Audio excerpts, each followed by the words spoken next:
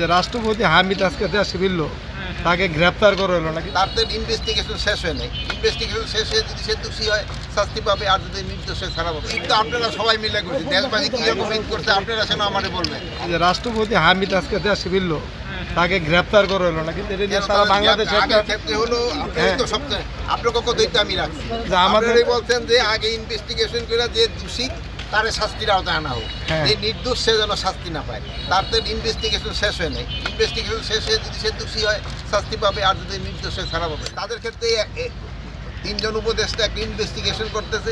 ওনাদের যে রিপোর্ট চাইবে ওই রিপোর্টের উপর বেস করে যদি ওনারা নির্দোষ হয় ছাড়া পেয়ে যাবে, আর দোষী হলে সাজার আওতায় আসবে।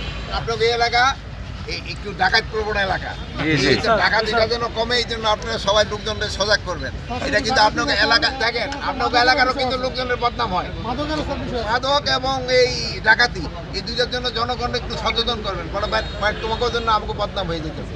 বান্ডেল থাকলে প্রতি সেনমানিতে টাকা বাঁচবে। বিকাশ সেনমানি বান্ডিল কিনে জিতুন প্রতি লেনদেনে। মাদক কারা খায় আর একজনের কথাগুলো তো ভাই আর শুনতে পারবো না। মাদক যারা খায় আপনারা তো জানেন, বলে তোর বেটা মাদক কম খা, নাহলে আমাদের তো এই কি বলে ২৫০০ থানার বদনাম হয়ে যাবে। আমরা ২০০ গাড়ি কিনতেছি।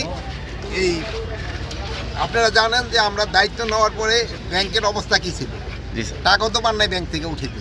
তো এইরকম তো এখন তো অর্থনৈতিক অবস্থা একটু ভালো হয়েছে। আমাকে ২০০ গাড়ি কিনতেছি, পরে প্রতিটা থানার জন্য গাড়ি কিনা হবে।